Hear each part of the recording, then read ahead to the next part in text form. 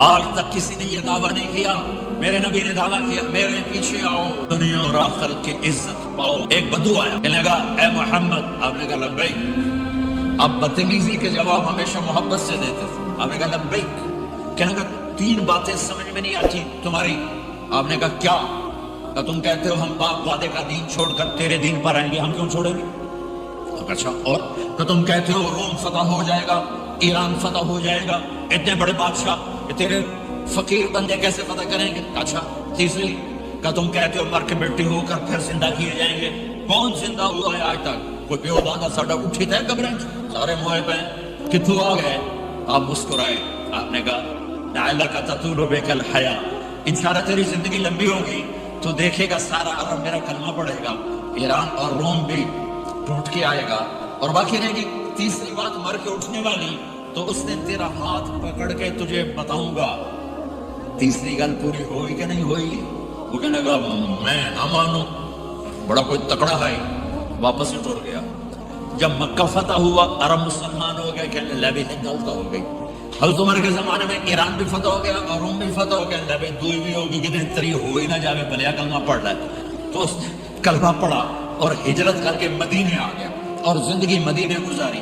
حضرت عمر جب آتا ان کی مجلس میں، حضرت عمر اس کو فل پروٹوکول دیتے، تو صحابہ حیران ہوتے ایک بدو کے لیے عمر جیسا بندہ پروٹوکول کیوں دیتا ہے؟ تو ایک دن انہوں نے فرمایا میں تمہیں بتاؤں میں سے کیوں پروٹوکول دیتا ہوں؟ میں اس مجلس میں تھا جس میں یہ آیا تھا، اور اللہ کے نبی نے اسے فرمایا تھا قیامت کے دن تیرا ہاتھ پکڑ کے تجھے یاد دلاؤں گا کہ موت کے بعد زندگی ہے کہ نہیں، اور قیامت کے دن جس کا ہاتھ میرے نبی نے پکڑ لیا جنت میں پہنچانے سے پہلے کبھی نہیں چھوڑیں گے۔ لہذا یہ بڑا خصوصی آدمی ہے، اس کو میرے نبی نے پکڑ کے جنت میں پہنچانا ہے۔ میرے بھائی بہنوں میں یہ کہنے آیا ہوں اپنے ہاتھ چھڑا کر نبی کے ہاتھوں میں دے دو۔ میرے نبی ایک خوبصورت زندگی لے کر آئے جس میں کچھ حصہ عبادات کو مختصر عبادات ہے، نماز 5 وقت ہے، باقی کچھ نہیں، روزہ سال کے بعد ہے، وہ ابھی آ رہا ہے۔ میرے نبی پہ 9 رمضان آئے، 9 میرے نبی پر 9 رمضان آئے۔ مدینہ جانے کے بعد ہجرت کے دوسرے سال شعبان کی 2 تاریخ کو پیر کے دن روزے کا فرض ہونا نازل ہوا، اور میرے نبی ستمبر میں پہنچے ہیں مدینہ منورہ، اور رمضان ہی پیچھے جا رہا، ستمبر سے اگست میں آیا، اگست سے جولائی میں آیا ہے، اور جولائی سے جون میں آیا ہے، اور میرے نبی اللہ کے پاس چلے گئے۔ سارا رمضان میرے نبی نے گرمی کا گزارا، 9 رمضان سارے گرمی کے روزے، اور میرے نبی کی ساری ہوتی تھی 2 کھجور اور 1 گلاس پانی پر روزہ رکھتے تھے عام طور پر، کبھی کبھی کھانے کو بھی مل جاتا تھا لیکن 2-3 کھجوریں اور 1 گلاس پانی، اس پر میرے نبی نے 9 رمضان گزارے، اعتکاف کر کے دکھایا، پورا مہینہ 30 دن 10 دن، پھر ساری زندگی 10 دن کا اعتکاف فرمایا شب قدر کی تلاش میں، اور امت کو خوشخبری سنائی۔ بھائی رمضان آ رہا ہے تو میں تھوڑا سی تفصیل بتا دوں۔ میرے نبی ممبر پر آئے، کہنے کہ ماذا یستقبلکم وماذا تستقبلون، وہ کون آ رہا ہے؟ صاحب وہ کون آ رہا ہے؟ پھر ہم نے کہا وہ کون آ رہا ہے؟ حضرت عمر کھڑے ہو گئے، یا رسول اللہ اوحی نزل، کیا کوئی وحی آ گئی؟ کرنا کیا کوئی دشمن آ گیا؟ نہیں، تو پھر کون آ رہا ہے؟ آپ نے کہا رمضان آ رہا ہے، رمضان آ رہا ہے، جنت کے دروازے کھل گئے، جہنم کے دروازے بند ہو گئے، رات کی تراویح کی نماز ملی۔ آپ کا رمضان آج کل بڑا اوکھا ہوگا لیکن اجر بھی بڑا ہوگا۔ میں نے ایک دن پہلے واپسی رکھی بھی 18 گھنٹے گوڑے تھے بخر میں آپ تو پھنسے ہوئے، میں تو نہ پھنسوں، تو پھر اس کا اجر بھی اس کے مطابق ہوگا، اجر بھی اس کے مطابق ہوگا۔ تو میرے نبی کا سارا رمضان گرمیوں میں گزرا ہے، گرمیوں میں گزرا ہے، اور آپ نے 3 دن تراویح کی نماز پڑھائی۔ پہلے کسی امت پہ تراویح نہیں آئی، ہماری امت اس امت پہ تراویح کی نماز آئی۔ پہلی امت کا روزہ مشکل، تو ہمیں ایک آسانی ملی، کیس بن سلمہ، پہلی امت کا روزہ 24 گھنٹے 24 گھنٹے 24 گھنٹے، جب ہمارے اوپر رمضان آیا 24 گھنٹے، پہلا روزہ، دوسرا روزہ۔ کیس بن سلمہ ایک صحابی ہے، اونٹ چرانے والے، اگلا روزہ کیسے شروع ہوتا تھا؟ سورج ڈوبنے کے بعد آنکھ لگ گئی روزہ شروع ہو گیا، روزہ شروع ہو گیا، جب تک جاگ رہے ہو کھاتے رہو، آنکھ لگی روزہ شروع. یہ گھر آئے، کہنے لگے بیوی سے کوئی افطاری ہے؟ کہنے لگے ویلے بیٹھے ہیں، کیسا کوئی نہیں. پھر کہنے لگے تو اتنا تھک کے آیا ہے تو چلو میں تیرے لیے کچھ انتظام کر کے لاتی ہوں. اب یہ تھکے ہوئے آئے تھے، یوں لیٹے اور آنکھ لگ گئی، سورج ڈوب گیا، بیگم کو آنے میں دیر ہو گئی. جب وہ آئی دیکھا تو سوئے ہوئے، کہا لگتا ہے ابن سلیمہ، ارے سلیمہ کے بیٹے ہے، تیرا تو کام ہو گیا. ان کی آنکھ کھلی، کیا ہوا؟ کہ اگلا روزہ شروع ہو گیا. تو ظہر کی نماز میں آئے، مسجد میں تو بے ہوش ہو کے گر گئے. تو اللہ کے نبی نے پوچھا اس کو کیا ہوا؟ کہ یا رسول اللہ یہ سحری کے بغیر روزہ شروع کر دیا.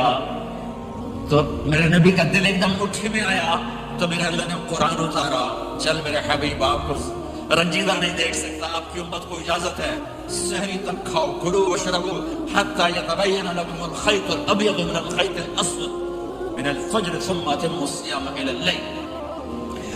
رات کو آسانی کر دی، کھاؤ پیو. جب روزہ شروع ہوا تو ہر شے حرام ہوگی، بیوی بھی حرام ہوگی، خامد بھی حرام ہوگا، ہر شے حرام ہوگی. ایک دو واقعات اس طرح اوپر نیچے آئے کہ میرے رب نے سارا نظام بدل. ایک اور بدو آ گیا، یا رسول اللہ میں تو مارا گیا. آپ نے کہا کیا ہوا؟ کہ میں روزے کی حالت میں بیوی کے پاس چلا گیا. آپ نے کہا اچھا تو غلام آزاد کر. کہ میں غریب بندہ کہاں سے غلام آزاد کروں؟ ہم نے کہا تو پھر 60 مسکینوں کو روٹی کھلا. کہنے کا میں عام مسکین ہوں، میں کتوں روٹی کھاؤں؟ آپ نے کہا اچھا پھر 60 روزے رکھ. کہنے کا ایک روزے آئے کم کیتا، 60 روزے کی تھک. ایک روزے میں یہ چاند چڑھا ہے، 60 روزوں میں کیا کروں گا؟ تو آپ بڑا ہنسے. آپ کہا اچھا بیٹھ جاؤ. تھوڑی دیر گزری تو ایک صحابی آیا، یا رسول اللہ یہ صدقے کی کھجوریں ہیں. آؤ بھائی کتنے ہیں کہ بیٹھا کھجوریں آپ یہ لے جا اور مدینے کے 60 غریبوں کو دے دے. وہ کہنے لگا یا رسول اللہ اللہ کی قسم مدینے میں مجھ سے بڑا غریب کوئی نہیں، تسی یہ نہیں کرو میرا جرمانہ میں نے ادا کرو. آپ اتنا ہنسے کہ یہ دانت نظر نہیں، یہ داڑے نظر ہے، اتنا ہنسے یہاں تک آخری دانت نظر نہ رہے. آپ نے کہا اچھا بھائی تیرا جرمانہ تینوں حلال کیتا پر اور کسی واسطے نہیں، صرف تیرے واسطے. تو یہ اوپر نیچے ایسے کام ہوئے تو میرے رب نے کرم کیا کہ چلو تمہارے لیے رات ساری حلال ہے، ہر حلال چیز حلال ہے. سحری کے بعد ختم. تو روزہ کھانے کا ٹائم تبدیل کیا، ایک نماز کا اضافہ کیا، تراویح. وہ چونکہ مشکل ہوتی ہے تو اللہ نے اجر بڑھا دیا. میرے نبی نے خوشخبری سنائی، میری بات دھیان سے سننا. رمضان آنے والا ہے، تراویح آنے والی. تراویح کے ہر سجدے پر 1500 نیکی، 1500 نیکی. یہاں کی سب سے بڑی مسجد کون سی ہے؟ جامع اسلامی اسنا کی مسجد والے. 1500 نیکی آپ کو سمجھ میں نہیں آئے گی. ایک چھوٹا سا اشتہار لگا دیں، جو ہماری مسجد میں تراویح پڑے گا اس کو $15 ملیں گے. ہر سجدے پہ $15. اگلے دن تسی دادیاں نے بھی چاہ کے لے جاؤ. دادیاں تو لڑائی شروع ہو جاؤ، اما تو میرے نال ٹور، دادی تو میرے نال ٹور. میرے نبی کی خوشخبری 1500 نیکی، 3 سیکنڈ کا سجدہ. ہر سجدے پر جنت میں سرخ یاقوت کا ایک محل جس کے 60,000 سونے چاندی کے دروازے. تسی ایک گھر لے کے ساری زندگی قرضے لائی رکھتے ہو نہیں؟ ایک سجدے پر جنت میں اتنا بڑا گھر کہ 60,000 سونے چاندی کے دروازے. ہر سجدے پر جنت میں ایک درخت سونے چاندی کا جس کے نیچے 100 سال گھوڑا دوڑ سکے. ایک روزہ. رمضان کا کبھی سوچا رمضان کا مطلب کیا ہے؟ رمضان کو رمضان کیوں کہتے ہیں؟ اللہ نے 11 مہینوں کے نام عربوں سے رکھوائے اور روزے کے مہینے کا نام خود رکھا قرآن میں، شہر رمضان الذی انزل فیہ القرآن. محرم، صفر، ربیع الاول، ربیع الثانی، جمادی الاولی، جمادی الثانی، رجب، شعبان، شوال، ذوالقعدہ، ذوالحج. یہ عربوں نے نام رکھا اور رمضان پہلے سے رکھا جا چکا تھا، عربوں سے رکھوایا. رمضان کے لفظ اور روزے میں کیا جوڑ ہے؟ رمضان کہتے ہیں جل جانا، جل جانا، جل جانا. تو اس کو روزے کے ساتھ کیا مناسبت ہے کہ جب کوئی مرد عورت روزہ رکھتا ہے یا رکھتی ہے تو تو پچھلے 330 دن کے گناہ، آج روزہ رکھا، پٹی تیار ہو گئی، گناہ ڈال کے جلاؤ، دوسرے دن اور گناہ جلاؤ، تیسرے دن اور گناہ، چوتھے دن اور، 30ویں دن سارے گناہوں کو اللہ تعالیٰ جلا کے راکھ کر کے ایمان والے مرد عورت کو پاک کر کے صاف کر کے آخری رات کہتا ہے جاؤ بخشے بخشائے چلے جاؤ، جاؤ بخشے بخشائے چلے جاؤ۔ تو میرے نبی تو 2 کھجور پہ روزہ رکھتے تھے۔ اور ایک بڑا خوبصورت واقعہ ہے رمضان کا، کہیں سے بکرے کی سری پکی ہوئی آ گئی اور بڑے شوق سے کھا رہے تھے، اور ساتھ ارباز بن ساریہ بھی تھے، حضرت علی بھی تھے اور حضرت مقداد بھی تھے، 3-4 آدمی سحری کھا رہے تھے۔ بلال رضی اللہ تعالیٰ عنہ آئے کہ یا رسول اللہ سحری کا ٹائم ختم ہو گیا ہے، میں اذان دینے جا رہا ہوں، آپ کھانا پینا بند فرما دیں۔ آپ نے کہا ٹھیک ہے، وہ باہر چلے گئے، اذان دینے لگے، پھر خیال آیا میں دیکھ لوں کہ آپ نے کھانا چھوڑا کہ نہیں چھوڑا۔ واپس آئے تو آپ کھا رہے تھے۔ یا رسول اللہ واللہ لقد اصبحت، اللہ کی قسم صبح ہو گئی۔ آپ نے ہاتھ پیچھے کر لیا، کہا ارے بلال نہیں ہوئی تھی، نہیں ہوئی تھی، تیرے قسم کھانے پر اللہ نے پہلے نکال دیا کہ تیری قسم جھوٹی نہ پڑے۔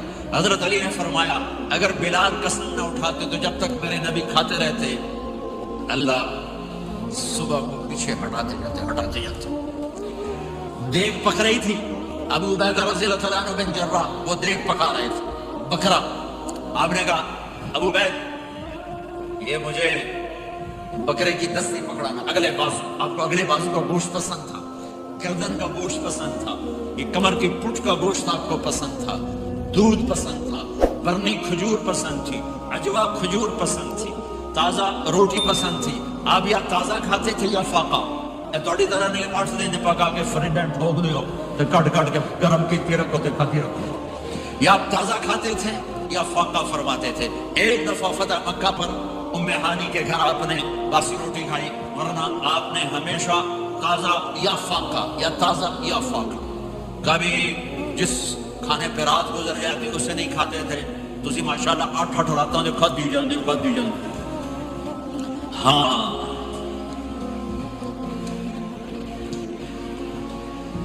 تو کہنے گئے عبید یہ دستی پکڑانا، تو انہوں نے ایسے بکرے کا بازو نکال کے پورا آپ نے یوں پکڑا، نوچ کے پھینکا، کہا دستی پکڑانا، آپ نے انہوں نے یوں نکالا، کوئی سر آپ نے پکڑا کھایا، کہا مجھے بکرے کا دستی پکڑانا، کہا یا رسول اللہ بکرے کی 2 ہی ہوتی ہیں۔ آپ نے کہا تیرا بھلا ہو جائے، اگر تو میرے کہنے پہ ڈوئی ڈال دیتا، جب تک میں کہتا رہتا اللہ مجھے نکال کے کھلاتا رہتا، اللہ مجھے نکال کے کھلاتا رہتا۔ اللہ نے رمضان بھیجا ہوا ہے، رمضان آ رہا ہے، اللہ کی رحمتوں کا برق، جنت کے دروازے کھل گئے، جہنم کے دروازے بند ہو گئے، ایک اس کو معاف کر دو، روزے کی حفاظت کرو۔ آپ بہت سے بہن بھائی آئے بیٹھو، لڑے ہوئے ہو گئے، ناراض ہو گئے، میاں بیوی لڑے ہوئے ہوں گے، بھائی بہنیں لڑی ہوں گی، رمضان آ رہا ہے، تیاری کرو۔ جیسے حج پر جانے سے پہلے معافی مانگتے ہو، رمضان سے پہلے بھی ایک دوسرے سے معافی مانگو، ایک دوسرے کو معاف کرو، ایک دوسرے کو درگزر کرو، خود جا کے معافی مانگ لو، اللہ آپ کا مقام اونچا کر دے گا، مرتبہ اونچا کر دے گا۔ آخری رات اللہ تعالیٰ فرماتے ہیں جاؤ تمہارے رات کی قیام اور دن کے روزے کے بدلے تمہیں سب کو معاف کر دیا، مانگو۔ اور ایک رات اللہ نے شب قدر بنائی جو 1000 راتوں کے برابر کر دی۔ وہ آپ کی تو راتیں بڑی چھوٹی ہیں، 5 راتیں جاگ لو، 3 گھنٹے دی گنی رات ہوتی، تو 5 راتیں جاگ لو، 21 23 25 27 29، ان میں سے ایک رات ضرور شب قدر ہوگی۔ ایک رات کا جاگنا 80 سال کی عبادت سے بڑھیا ہو جائے گا، صرف ایک رات کا جاگنا، ایک رات کا جاگنا۔ ایک شرط ہے، دل میں بغض نہ ہو، نفرت نہ ہو، حقارت نہ ہو، کسی مسلمان کو حقیر نہ جانو، بلکہ کسی انسان کو حقیر نہ جانو، تو آپ کی بندگی اللہ کی بارگاہ میں پہنچ کر آپ کے مقام کو اونچا کر دیں گی۔ تو عبادات میں ایک نماز ہے، پھر وہ روزہ ہے، پھر زکوٰۃ اور حج مالدار لوگوں کا فریضہ ہے، غریبوں کا نہیں ہے، متوسط طبقے کا نہیں ہے۔ تو عبادات کا جو نصاب ہے بڑا مختصر ہے، 5 نمازوں پہ کتنا وقت لگتا ہے، روزے سال کے بعد آتے ہیں، گنجائش ہے، بیمار و بعد میں رکھ لو، مریض و بعد میں رکھ لو، زکوٰۃ سارے سال میں کسی وقت دے دو، حج زندگی میں کب کسی وقت کر لو، یہ ایک چھوٹا سا نصاب ہے۔ دوسرا میرے نبی کی زندگی کا پہلو جسے میں ہائی لائٹ کرنا چاہتا ہوں، جو نمایاں ہے، جو روشن ہے، وہ میرے نبی کی زندگی ہے، وہ میرے نبی کے اخلاق ہیں، وہ میرے نبی کا درگزر ہے۔ میرے نبی کا پیغام محبت ہے. میرے نبی نے فرمایا اسلام کا سب سے مضبوط عمل کیا ہے؟ ایھا الاسلام اوثق. صحابہ نے کہا الصلاۃ، نماز. آپ نے کہا نہیں. جہاد؟ آپ نے کہا نہیں. روزہ؟ آپ نے کہا نہیں. حج؟ آپ نے کہا نہیں. اسلام کا سب سے مضبوط عمل کیا ہے؟ صحابہ نماز. جی نہیں. جہاد نہیں. روزہ نہیں. حج نہیں. اچھا یا رسول اللہ پھر کیا ہے؟ سنو اور توجہ سے. میرے نبی نے فرمایا اسلام کا سب سے مضبوط عمل آپس میں محبت کرنا ہے. اللہ کے لیے محبت کرنا ہے. اللہ کے لیے محبت کرنا ہے. اللہ کے لیے محبت کرنا ہے. اسلام پیغام محبت ہے. میرے نبی کی زندگی محبت کی پوری تصویر ہے. کسی سے نفرت نہیں. بغض اللہ کے لیے، محبت اللہ کے لیے. یہ اسلام کا سب سے مضبوط عمل ہے. میرے بھائیوں، میری بہنوں، آپ دور دراز جگہ میں ہو، اب آپ یہیں کے جن کے پاس پاسپورٹ ہیں وہ یہیں کے شہری ہیں. یہ آپ کا دیش ہے، یہ آپ کا وطن ہے. اسے محبت سے بھرو. پاکستان کی نفرتیں یہاں زندہ کرو.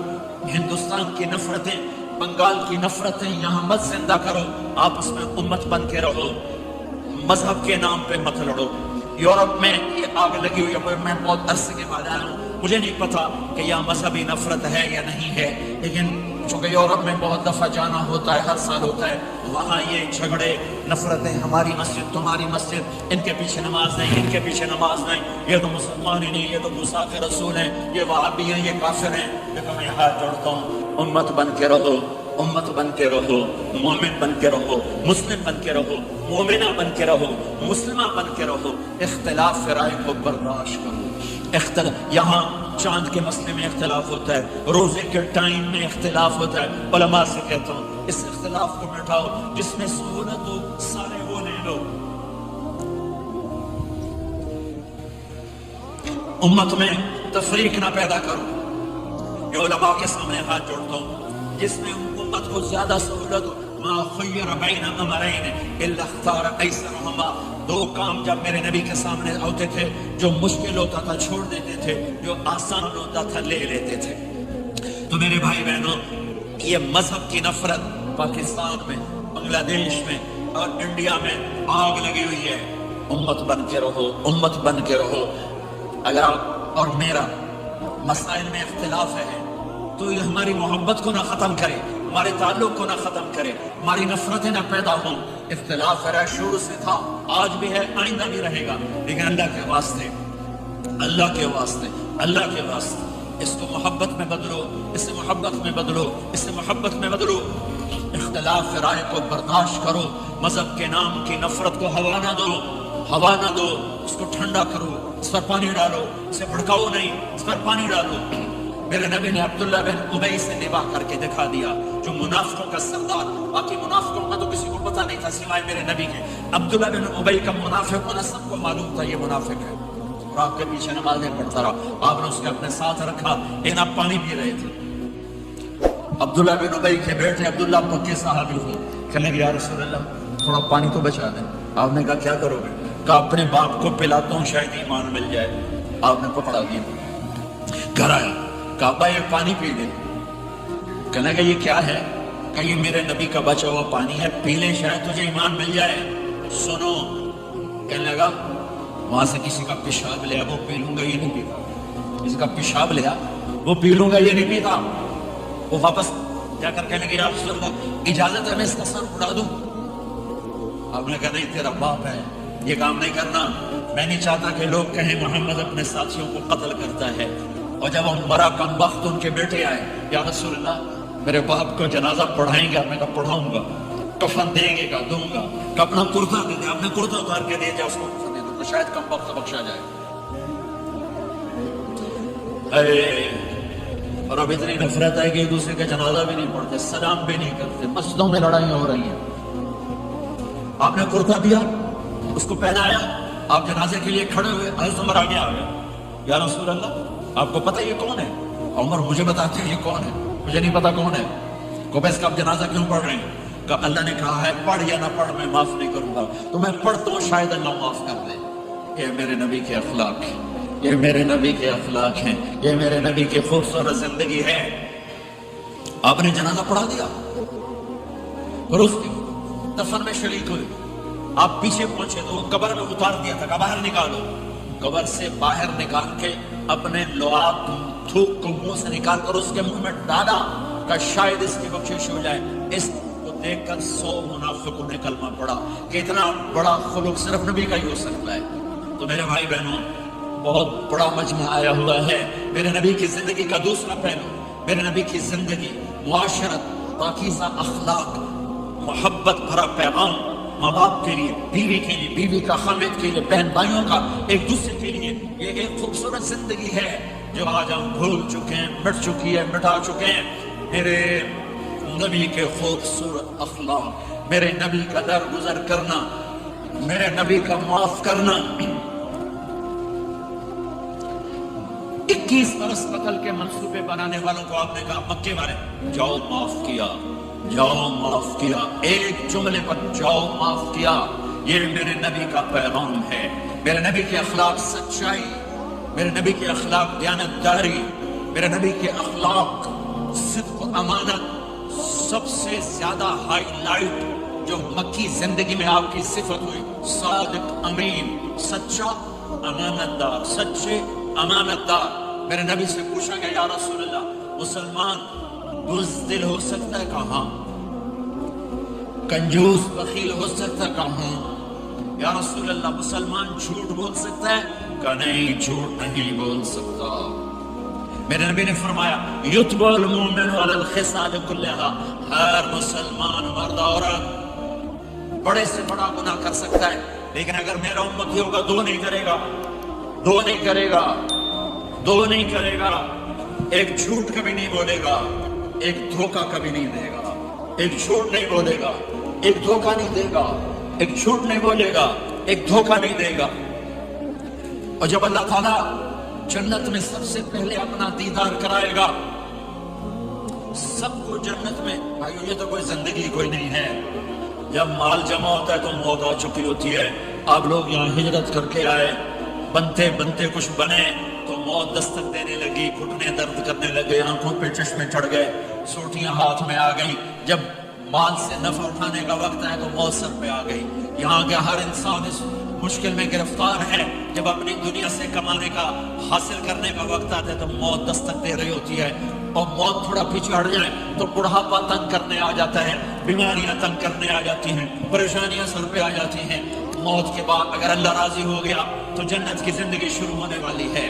جنت کی زندگی شروع ہونے والی ہے جس میں اللہ تعالیٰ سب سے پہلا جو ویلکم کرے گا جنت والوں کو، وہ یہ نہیں کہے گا میرے ایمان والے آ گئے، تہجد والے آ گئے، نمازی آ گئے۔ پوری تفصیل سنو۔ اللہ تعالیٰ جب جنت میں بٹھا دے گا جنتی مرد، جنتی عورت۔ ہمارے ابا اور اماں کا قد کتنا تھا کچھ پتہ ہے؟ 130 فٹ۔ کتنا بھائی؟ 130 فٹ۔ یہ تو آپ نے سنا ہے کہ یوسف علیہ السلام سب سے خوبصورت تھے، سنا ہے نا؟ یہ بہت کم مرد عورتوں کو پتا ہوگا کہ عورتوں میں سب سے خوبصورت کون تھا؟ وہ حضرت حوا، حضرت حوا، حضرت حوا۔ 130 فٹ کی اماں تھی، 130 فٹ کے ابا تھے۔ پھر ٹائم کے ساتھ گزرتے گزرتے ہم چھوٹے ہوتے ہوتے ہوتے ہوتے ہوتے ہوتے یہاں تک آ گئے، آگے چل کے اور نیچے ہو جائیں گے۔ جنت میں یہ قد واپس اللہ دے دے گا۔ جو ہمارے ملک کا کلچر جنہیں یاد ہے انہیں یاد ہوگا ایک قوم ہوتی ہے مراسی، پتا ہے نا؟ مراسی سنا، بڑی نازک قوم ہوتی، صرف زبان کی روٹی کھاتے ہیں، کم کو نہیں کرتے۔ تو زمیندار نے مراسی کے ذمہ لگا یہ میرا گھوڑا اس کی مالش کا۔ وہ گھوڑے کی مالش مشکل کام ہے، وہ شروع ہو گیا۔ جب زمیندار گھر گیا وہ سو گیا، وہ سویا تو چور گھوڑا کھول کے لے گئے۔ جب صبح اس کی آنکھ کھلی تو گھوڑا غائب تھا۔ تم نے کہا بھی مارے گئے، آج میری خیر نہیں۔ وہ گھر گیا، خرگوش لا کے باندھ کے مالش شروع کر دی۔ جب تھوڑی دیر بعد زمیندار باہر نکلا، اسے کہا میرا گھوڑا کی دیکھ دیا ہے، غلط ہے۔ اسے کہا تیرا ستیہ ناس ہوئے، گھوڑا ہے تو خرگوش ہے، صحیح گھوڑا ہے ساری رات مالش کی تھی تو گھاس گھاس گھاس گھاس گھاس گھاس کھاتے آیا کرو تھے. ہمارے اماں ابا تھے 130 فٹ میسج آف ٹائم گھستے گھستے گھستے یہ ہمارے گھر آ گئے. جنت میں پھر اللہ واپس کرے گا 130 فٹ. ایک عرب نوجوان کہنے لگا اتنے قد کی کیا ضرورت ہے, ہمیں اتنا ہی کافی ہے. میں نے کہا تو یہ پتا ہے جنت کی کھجور کتنی لمبی ہے؟ کھجور درخت نہیں, پھل دانا یا نہیں. میں نے کہا جنت کی کھجور 25 فٹ لمبی ہے, دانا 25 فٹ کا ایک دانا ہے. وَتَمْرَتُهَا 12 ذِرَاعًا, تو ہے 5 فٹ, تو کھجور کے نیچے سے گزرا, اوپر سے ایک دانا تیرے سر کے اوپر گرا, تو نیچے مر جاؤں گا. پھر مسرات سے معذرت کے ساتھ جنت کی حور کا قد ہے 130 فٹ اور تو گیا 5 فٹ, وہ تو تجھے جیب میں ڈال لے گی. پھر پوچھے میرا ہسبینڈ کدھر گیا؟ اور وہ جو لباس پہنتی ہے, لباس وہ 3 میل کے ریڈیس میں گھومتا ہے. 3 میل 3 مائل کے ریڈیس میں اس کا لباس گھومتا ہے. کسی ایک وہ جس پاک انہیں بھول جاؤں کا ہسبینڈ گیا کدھر. لہذا تمہیں بھی 130 فٹ کرے گا, ان کو بھی 130 فٹ کرے گا. اور وہ جنت کی لڑکیاں تو پہلے 130 فٹ ہیں. ام سلمہ نے پوچھا یا رسول اللہ جنت کی عورت کا درجہ بڑا ہے یا ایمان والی عورت کا؟ آپ نے کہا ایمان والی عورت کا. کہ وہ کیوں؟